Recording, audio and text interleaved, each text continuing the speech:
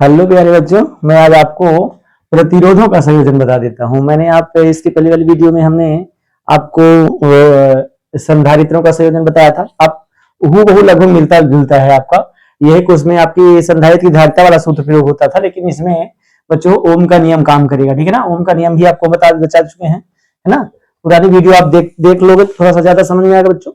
तो शुरू करते हैं। सबसे पहले हम आपको श्रेणी क्रम बताएंगे, फिर इसके जस्ट बाद समांतर क्रम भी बता देंगे। श्रेणी क्रम संयोजन में देखिए जो मान लीजिए दोनों देते हैं एक साथ बच्चों, श्रेणी क्रम और समांतर का साथ में ही देता है प्रतिरोधों का संयोजन में, तो फिर आपको थोड़ा सा यहां से ना करके मतलब माना पाठ से सीधे आ जाया करेंगे। लेकिन अभी मैं समझाता हूं आपको कैसे करना है, फिर बात में बता देंगे। ठीक है ना, कैसे कैसे क्वेश्चन बना सकता है। ठीक है, चलिए देखिए। तो सबसे पहले शुरुआत यहां से होगी। हम क्या करेंगे बच्चों कि इस संयोजन में अर्थात श्रेणी क्रम संयोजन में शुरुआत कहां से होगी, यहां से भी।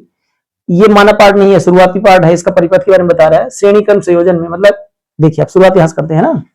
इस संयोजन में पहले देखिए तीन जो प्रतिरोध हैं आपके पास श्रेणी क्रम में जुड़े हुए हैं, R1 R2 एंड R3। तीन प्रतिरोध है बच्चों, तीनों किस क्रम में जुड़े गए हैं, श्रेणी क्रम में। देखिए फिर इनके दो ठो सिरे हैं बच्चों, पहला और दूसरा, पहला और दूसरा, पहला और दूसरा, तीन दो ठो सिरे हैं जो जुड़े हैं आपस में एक दूसरे से, है ना। देखिए इस संयोजन में देखिए, आप सुनिएगा थोड़ा सा भाषा क्या बोल रहा है। श्रेणी क्रम संयोजन में अर्थात इस संयोजन में पहले प्रतिरोध के दूसरे सिरे, ये पहला सिरा, ये दूसरा सिरा, दूसरे सिरे का संबंध दूसरे प्रतिरोध के पहले सिरे से, और दूसरे प्रतिरोध के दूसरे सिरे का संबंध तीसरे प्रतिरोध के पहले सिरे से। इसी प्रकार अन्य प्रतिरोध हमारे जुड़े होते हैं। तथा क्या कहता है कि पहले प्रतिरोध के पहले सिरे और अंतिम प्रतिरोध या तीसरा प्रतिरोध अंतिम प्रतिरोध के दूसरे सिरे के मध्य कुंजी के और सेल सी जोड़ दिया जाता है। ये तो बच्चों इसका शुरुआती पार्ट है ना। जब एक ठो आपको देगा श्रेणी क्रम संयोजन बस देगा तो भी थोड़ा सा करना पड़ेगा। फिर से एक बार सुन लीजिए क्या कह रहा है।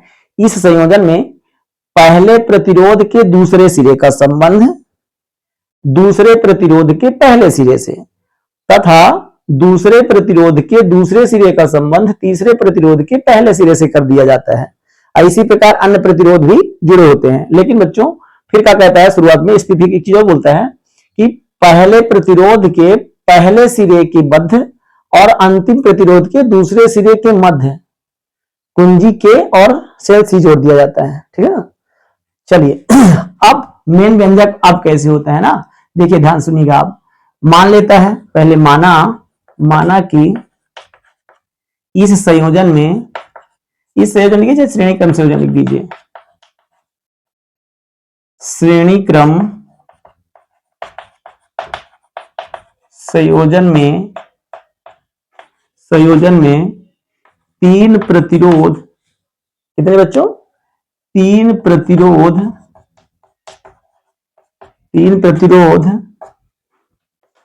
R1 R2 तथा R3 हैं, और इनके मध्य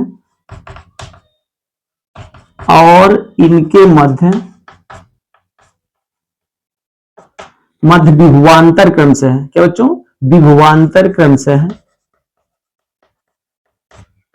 विभवांतर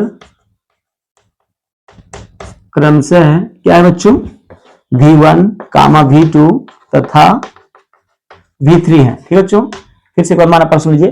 कुछ बच्चों मान लेंगे, माना कि श्रेणी क्रम संयोजन में तीन प्रतिरोध कौन कौन, R1 R2 R3 हैं, और इनके मध्य विभवांतर क्या क्रम से है बच्चों, V1 V2 V3 है।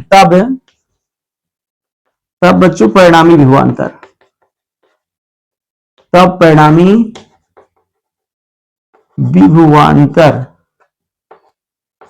देखिए तब परिणामी विभवांतर में क्या आएगा बच्चों, थोड़ा सुनिए।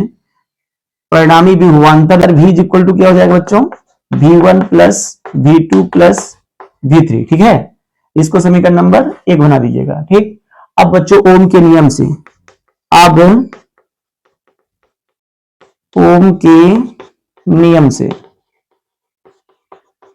अब बच्चों जब ओम का नियम लगाएंगे तो ओम का नियम क्या था, V इक्वल टू RI था। V इक्वल टू क्या था बच्चों, RI, V equal to RI ना बच्चों। जब V इक्वल टू RI तो हमको V1 चाहिए, V2 चाहिए, V3 चाहिए। अब यहाँ देखिए बदल कौन रहा है, I आपका नियत है, धारा इसमें आपकी बह रही है, आपकी धारा I है, इसलिए यहाँ पे I1 में बदले केवल R1 R2। देखिए प्रतिरोध चेंज हो रहे हैं, तो ध्यान रखिएगा। यहाँ पे हम जब V1 निकालेंगे चलेगा बच्चों, यहीं पे निकाल लीजिए। तो अब V1 बराबर क्या हो जाएगा बच्चों, R1I हो जाएगा, V2 is equal to R2I हो जाएगा, और V3 इज इक्वल टू क्या हो जाएगा बच्चों, R3I हो जाएगा। ठीक है, तब समीकरण 1 से, तब बच्चों, तब समीकरण 1 से ध्यान सुनिएगा।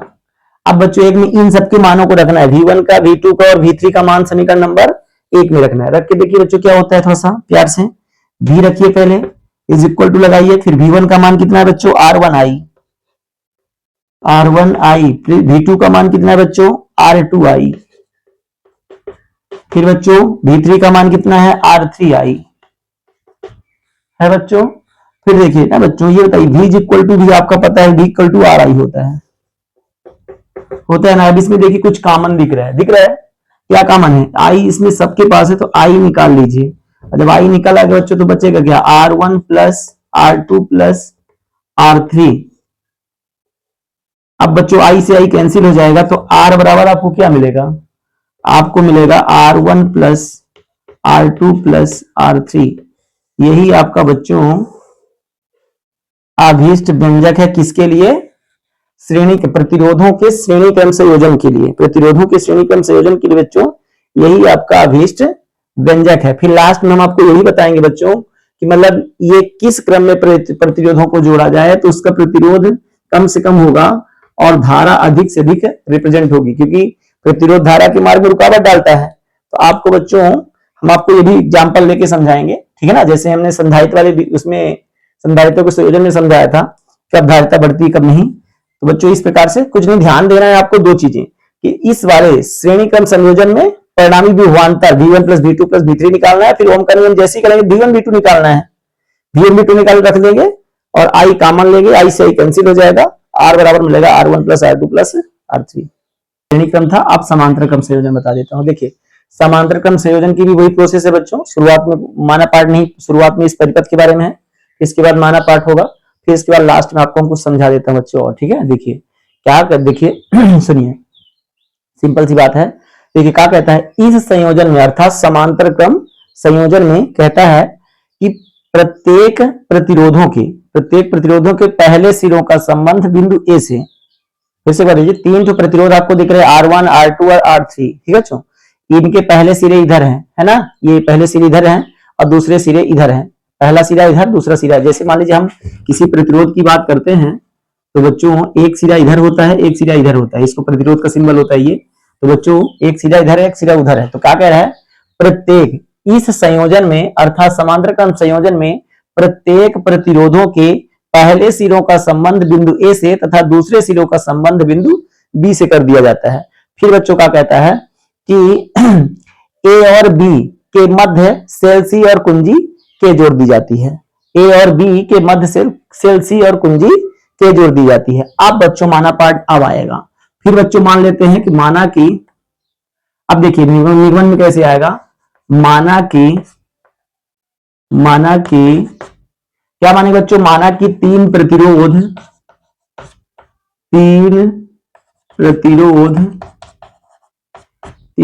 कौन कौन से बच्चों, R1 R2 तथा R3 समांतर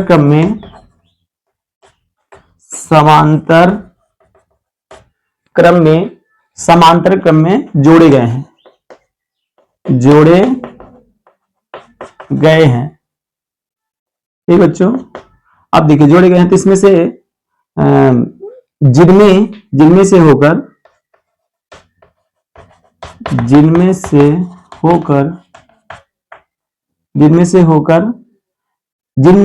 होकर बहने वाली धाराएं क्रमशः, जिनमें से होकर बहने वाली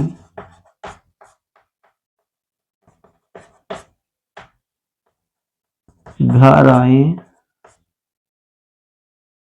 क्रमशः क्या बच्चों, I1, I2 तथा I3 है, ठीक है बच्चों। अब देखिए तब परिणामी धारा क्या होगी बच्चों, तब परिणामी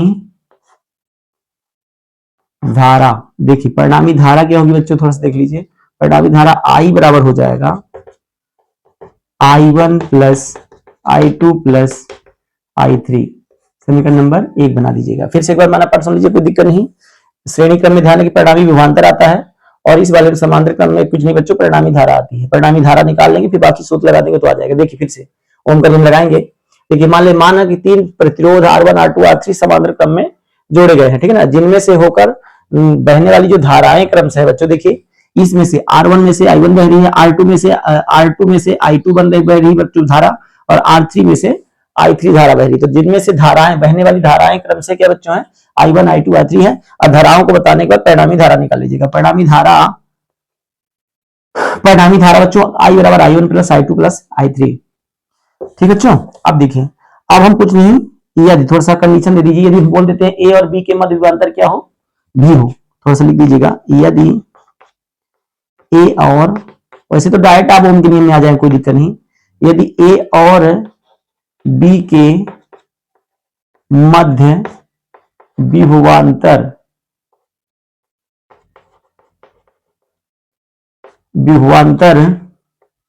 भी हो तो बच्चों ओम के नियम से,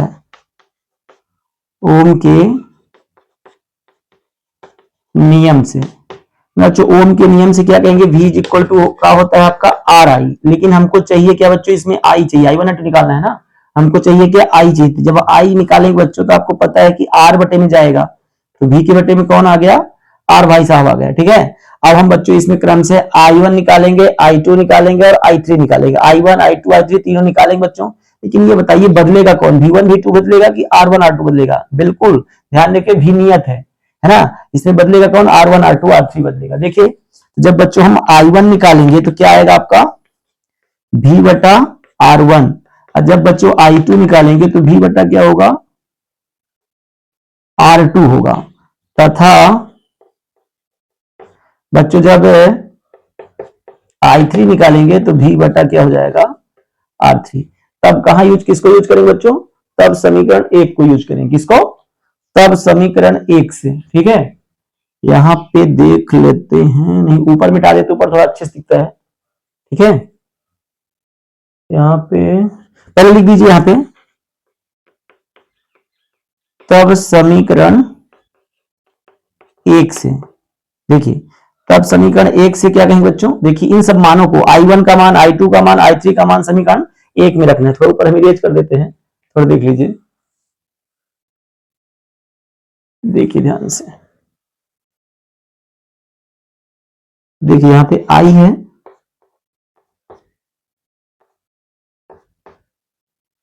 अब बच्चों इसका मान रखें। देखिए मान रखते हैं, I पहले लिख लीजिए चुप में।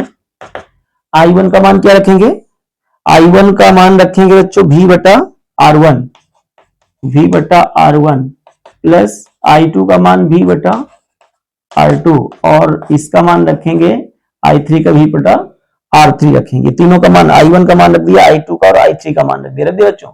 अब देखिए थोड़ा सा इसमें I का भी मान रखिए, यहां से I का मान क्या है, V बटा R है, V बटा क्या है बच्चों, R है। और यहां देखिए ऊपर आपको सबको दिख रहा होगा V कॉमन है, जब कॉमन निकाले तो यहाँ 1 बचेगा, R1 यहां बचेगा, यहाँ 1 बचेगा, यहाँ और यहां बचेगा R3। अब कहेंगे एक कैसे बचा, अच्छे बच्चों कॉमन, अब ये कहेंगे एक कैसे बचा। बच्चों कहने का मतलब कि जब हम कॉमन लेते हैं तो कॉमन लेने मतलब भाग लगाता है, जब भी में भी का भाग लगाएंगे कहीं ना आएगा, जैसे हम 5 में 5 का भाग लगाते हैं 1 आता है, उसी प्रकार से यहाँ पे बच्चों हम जब कॉमन लेंगे तो यहाँ पे 1 1 बच जाएगा। ठीक है, ये देखिए भी से भी कैंसिल हुआ बच्चों, यहाँ 1 बटा R बचा, और यहाँ बचेगा R1 प्लस 1 बटा R2 प्लस 1 बटा R3। यही आपका अभीष्ट व्यंजक है। तो ऐसे मान लीजिए हमको इसको बोलना चाहें, कैसे बोलोगे बच्चों, इसको ऐसे बोलेंगे कि परिणामी प्रतिरोध का व्युत्क्रम अलग अलग प्रतिरोधों के व्युत्क्रमों के योगफल के बराबर होता है। योगफल लगा है ना, योगफल के बराबर होता है। फिर से एक बार, परिणामी प्रतिरोध का व्युत्क्रम, व्युत्क्रम क्यों बोला, क्योंकि एक बटे उल्टा है, अलग अलग प्रतिरोधों के व्युत्क्रमों के, उल्टा है ना, योगफल के बराबर होता है। ये परिणामी कभी कभी लिख के भी पूछ देता है ना, तो फिर परेशान हो जाएंगे। लेकिन इसके आगे बच्चों कभी कभी उसका पूछ लेता है, कैसे, तो इसको सुन लीजिए थोड़ा सा उसी के आगे। इसी के आगे मान लो आपको पूछता है थोड़ा सा और है, मैं बताता हूँ, इसी आगे भिन्न सॉल्व कर देना है, बस हो गया, इसको फिर क्वेश्चन नहीं बताना है ना। जैसे देखिए 1/r लिखा है, आप इसका लघुत्तम ले लेंगे तो क्या आएगा, r1 भी आएगा, r2 भी आएगा और r3 बच्चों, तीनों आ जाएंगे है ना। जब r1 का भाग लगाएंगे तो r2 और r3 बचेगा, तो गुणा करेंगे एक के साथ तो वही सेम उत्तर आएगा, r2 r3, फिर प्लस जब r2 का भाग लगाएंगे एलसीएम के साथ बच्चों तो r2 कट जाएगा, r1 और क्या बचेगा r3, यहाँ पे r1 और r3, क्योंकि 1 का मल्टीप्लाई करने से कोई फर्क पड़ेगा नहीं, फिर r3 का जब भाग लगाएंगे बच्चों तो r3 कट जाएगा, r1 और r2 आ जाएगा। अब देखिए बच्चों कुछ नहीं, हमको r चाहिए तो इसको पलट दीजिए, r पलटी खाएगा, 1 का नीचे रखने से कोई फर्क पड़ेगा नहीं, ये ऊपर हो जाएगा r1 r2 r3, और बच्चों ये हो जाएगा आपका r2 r3 r1 r3 r1 r2। इस प्रकार से कभी कभी पूछ लेता है बच्चे। अब दो प्रतिरोध के लिए पूछेगा तो आपको एक प्रतिरोध गायब कर देना, ठीक बच्चों। अब इससे संबंधित सवाल देख लीजिए थोड़ा सा। तो बच्चों एक एग्जांपल समझ लेता हूं, किस क्रम में जोड़ने पर प्रतिरोध अधिक होगा, प्रतिरोध अधिक होने से धारा कन्फर्म है घटेगी, क्योंकि प्रतिरोध धारा के मार्ग में क्या करता है बच्चों, रुकावट डालता है, ठीक है। चलिए देखिए थोड़ा सा, तो क्या सवाल है, 3 ओम 6 ओम तथा 8 ओम के प्रतिरोध श्रेणी क्रम में और समांतर क्रम में जोड़े गए हैं, तुल्य प्रतिरोध की गणना करना है, कितना कुल प्रतिरोध होगा श्रेणी क्रम में और कितना प्रतिरोध होगा बच्चों समांतर क्रम में। चलिए तो देखिए ध्यान सुनिएगा, ठीक है ना। अब बच्चों इसको मान लीजिए हम हल कर रहे हैं, तो बच्चों हम पहले R1 बराबर 3 ओम कह देंगे और R2 बराबर बच्चों हम कितना कह देंगे 6 ओम, और यहां पे लिख दीजिए आप R3 बराबर हो जाएगा 8 ओम, ठीक बच्चों। तो आपको ये दिया वाले हिस्से में आ गया है ना। अब बच्चों श्रेणी क्रम में आपने देखा था सूत्र क्या होता है, R बराबर होता है आपका R1 plus R2 plus R3। क्या होता है बच्चों, श्रेणी क्रम में सूत्र क्या होता है आपका R1 plus R2 plus R3। कुछ नहीं करना, सिंपल सा आपको रख बस दे रहा है, R1 की वैल्यू आपकी 3 है, R2 की वैल्यू बच्चों आपको कितनी है 6 है, और R3 की वैल्यू कितनी है बच्चों 8 ओम है, ठीक है। ओम नहीं लगाना, जब कैलकुलेशन हो जाएगा तो लगाएंगे। तो 6 3 9 हो गया, 9 8 17 हो गया, यानी 17 ओम मिला आपको। किस क्रम में, श्रेणी क्रम में। किस क्रम में बच्चों, अब देखिए इसी के समान सामने आपको हम दिखा देते हैं कौन सा क्रम बच्चों, समांतर। ये श्रेणी क्रम का था, किसका था, श्रेणी क्रम का, किसका, श्रेणी क्रम का। अब समांतर क्रम में सूत्र क्या होता है बच्चों, 1/r बराबर 1/r1 plus 1/r2 plus 1/r3, ठीक बच्चों। आप देखिए इसमें आप कुछ नहीं करना है, 1/r इज इक्वल टू मान रखेंगे R1 की वैल्यू कितनी थी बच्चों 3, R2 की वैल्यू कितनी थी आपको पता है 6 है, 1/6 हो जाएगा, और R3 की वैल्यू कितनी बच्चों 1/8, तो 8 को रख लेना है। अब आपसे भिन्न सॉल्व करते बनना चाहिए बच्चों, लघुत्तम कितना आएगा देख लेंगे ना, कोई दिक्कत नहीं। 6 और 8 आपको दिख रहा है कि दो संख्या कटनी चाहिए, 3 से काट दो, 2 से ही काटो कोई दिक्कत नहीं, 2 से ये 3 उतरेगा, 2 तिहाई और 2 चौको। अब डायरेक्ट 3 से काट दीजिए, एक कम 4। अब कुछ नहीं, 3 दूनी 6, 3 दूनी 6 चौको 24। लघुत्तम कितना है बच्चों 24 आएगा, क्या आएगा 24। चलिए अब आगे क्या करेंगे बच्चों, 3 से भाग लगाएंगे, 3 8 24, 8 आएगा, 6 से 6 चौको 24, ऊपर वाले से गुणा कर देते हैं जो भाग लेने पर आता है, 8 3 24, 3 1 3। अब बच्चों सबको जोड़ेंगे तो क्या आएगा आपको पता है, 8 4 12 3 15, 15 बटा कितना हो जाएगा 24। देखिए 3 से कट रही, छोट कर दीजिए, 3 5 15 और 3 8 24, मतलब संख्या क्या मिली आपको 5/8। क्या मिल गई बच्चों 5/8। अब इसको मान लीजिए इसको पलटी कर दीजिए तो हमको r डायरेक्ट मिल जाएगा, तो पलटी करेंगे तो ये भी संख्या पलट जाएगी, 8/5 हो जाएगा। अब बच्चों जब भाग लगाएंगे तो 5 1 5, 3 बचा, और 5 6 30। मतलब बच्चों देखिए इससे आपको क्या समझने को मिला, समझिएगा आराम से, कोई दिक्कत नहीं है देखिए होता क्या है कि जब हम मतलब परिपथ में प्रतिरोधों को इस क्रम में जोड़ते हैं, श्रेणी क्रम में जोड़ते हैं, तो प्रतिरोध बहुत ज्यादा बढ़ जाता है। देखिए 17 ओम हो जाता है ना, मतलब धारा बहुत प्रभावित होगी, क्योंकि V इक्वल टू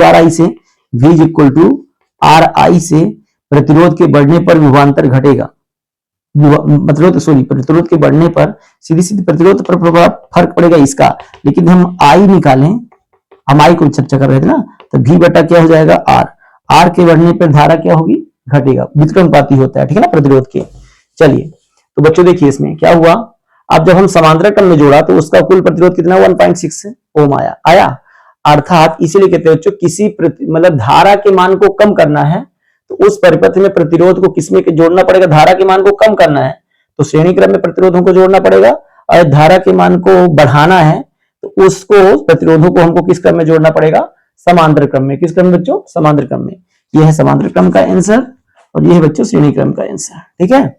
इसलिए घरों में जो उपकरण लगाए जाते हैं तो वो बच्चों चाहे फैन हो चाहे कोई भी चीज हो तो उसको हम किस क्रम में लगाते हैं, इस क्रम में बच्चों, किस क्रम में, समांतर क्रम में। और जो आपकी जो ट्यूबलाइट नहीं सॉरी, जो झालर वाली लाइनें होती हैं जो लप लुप करती रहती हैं, उसमें जो प्रतिरोध लगे होते हैं तो उसके किस क्रम में संयोजित किए जाते हैं, श्रेणी क्रम में। किस क्रम में, श्रेणी क्रम बच्चों, ठीक है बच्चों। थैंक यू बच्चों, कितना अच्छा लगा, कितना समझ में आया। आप ये लाइक करेंगे तो हम समझ जाएंगे कितना आपको समझ में आया, और चैनल को दूसरे दोस्तों तक पहुंचाना है ताकि हम बने रहें, है ना। ठीक है, थैंक यू बच्चों, आपका दिन शुभ हो।